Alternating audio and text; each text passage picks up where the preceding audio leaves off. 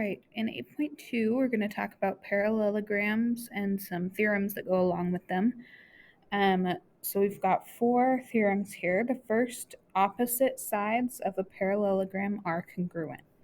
So that means if you look at the opposite sides, so like here and here, those sides are congruent. And same with these two sides. Okay, and again, we put those tick marks through to indicate the two sides, the two yellow sides have 2 ticks. Okay, that means those two are congruent, and then the blue has 1 tick each, and those are congruent. Okay, the next one, opposite angles of a parallelogram are congruent.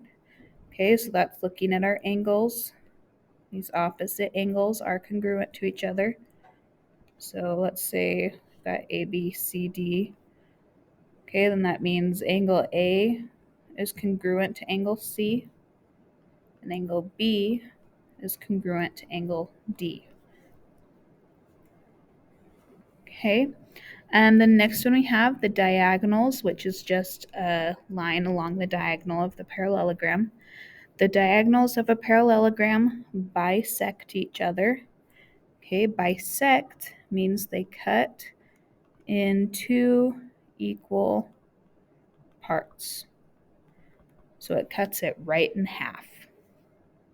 Okay, so what that means is if we look at where at these diagonals, this right here is going to be equal to this line right here. Okay, and same the other way, this one right here is going to be equal to right here because they cut it right in half. Okay, and then our last one, the diagonals of a rectangle are congruent. Okay, so make sure you realize this says rectangle. Okay, that means we've got 90-degree angles, okay, in all of our corners. So the diagonals of a rectangle are congruent. Okay, so this diagonal right here, AC, is congruent to this diagonal right here, BD. Okay, so AC, when we draw a line, we usually just put kind of a little line over those, is congruent to BD. Okay, so those are our theorems. So we're going to do a couple examples. So example number 1, we want to solve for x and y. So looking at this, we've got a parallelogram here, and what we're going to do is use our theorems. So this first example uses our first theorem, opposite sides are congruent. Okay, so that means these two sides are going to be congruent to each other, and same thing with these two sides. Okay, so I'll start with the top and bottom first. Let's see, we've got 6x minus 7 is equal to 2x plus 9. Okay, so that's the top and the bottom, and they're congruent, so we can just set them equal to each other. Okay, so let's just solve that. We need to get all our x's on one side, so I'm going to subtract 2x. So we get 4x minus 7 equals 9. And then I'm going to add 7. So 4x equals 16. Last thing to get x by itself is divide by 4. So we get x equals 4. Okay, so that's one of our answers. We also want to solve for y. So let's look at our other congruent sides. We've got our left and right sides. So we've got 12 is equal to y plus 3. Okay, and again, we need to get y by itself. So I'm going to minus 3. So that means y is going to be equal to 9. Okay, and that's all for that one. So if you need to solve for sides, you can just know that the opposite sides of a parallelogram are congruent. Okay, number 2, we're going to use our second theorem. Opposite angles of a parallelogram are congruent. We do need to change just a couple things. We're going to change GFE right here is going to be, well, I guess GFE is going to be equal to 79 degrees. Okay. So let's see.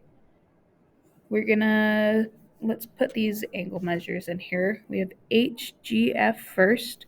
HGF, let's look, we've got H right here, GF, so that's talking about this angle right here, HGF, that is 2x plus 2. Okay, next we've got EHG. So if we look at that EHG, that's going to go right here. That's going to be 3y minus 1. Okay, the third one, FEH. FEH is going to be right here by the E. That's 102. And then, oh, sorry, this is not 79, it's 78. And then GFE, our last angle, is 78 degrees. Okay, so we're going to use our opposite angles theorem. So let's look at these ones first, maybe. So these two angles are congruent to each other. So we've got 3y minus 1 is equal to 78. Okay, we need to solve for y. So let's see, we're going to add 1. So we get 3y equals 79. Okay, and then we'll divide by 3. Okay, we would need to check if that simplifies. It does not, so I'm just going to keep it as a fraction. 79 over 3 is our y value. And remember, you can always check if something simplifies in your calculator. Just type in the fraction and then go to math, fraction, and hit enter. Okay, so now let's check our other two angles that are across from each other. Those two are congruent as well. So we have 102 is equal to 2x plus 2. Here we're going to solve for x, so let's minus the 2.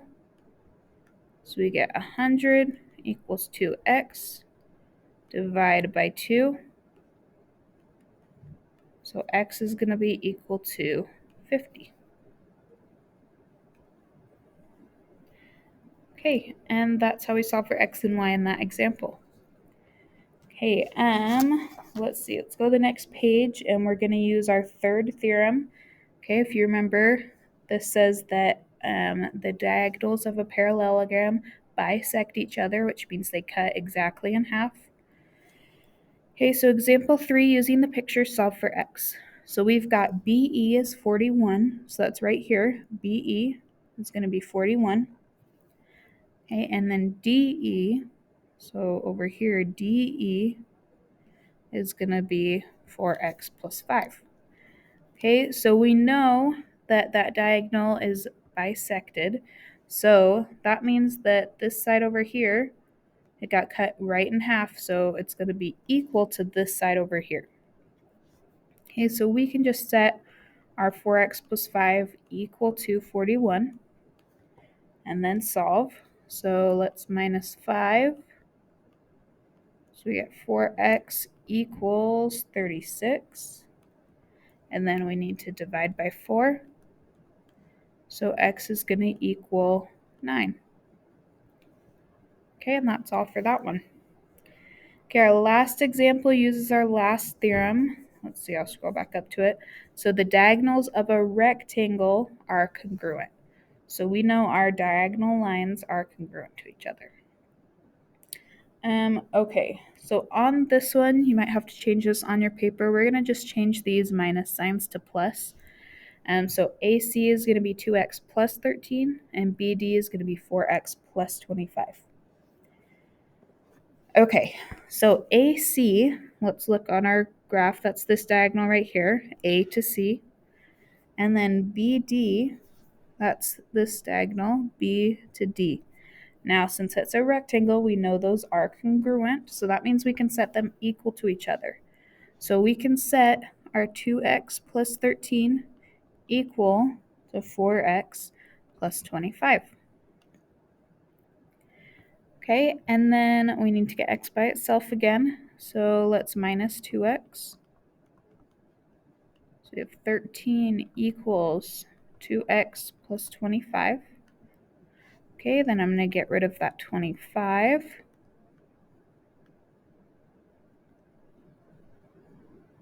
so that we have, let's see, 2x equals negative 12. Okay, and then we just need to divide by 2 to get x by itself. So x is going to be equal to negative 6. Okay, now make sure we read the question. It does ask us to solve for x, but it also asks what the length of AC and BD are. Now we do know they're going to be equal to each other, so really we just have to plug it into one of them. So let's just plug it into 4x plus 25. So we're plugging negative 6 in. 4 times negative 6 plus 25. 4 times negative 6 is going to be negative 24. Plus 25, that's going to be 1. Okay, so AC is going to be equal to BD, which is going to equal 1. Okay, and if you would have plugged it into AC, you would have gotten the same thing, right? 2 times negative 6 plus 13, that's going to be negative 12 plus 13, which is 1. So either way, it doesn't matter which one you plug it into because they are congruent. Okay, and that is all for 8.2.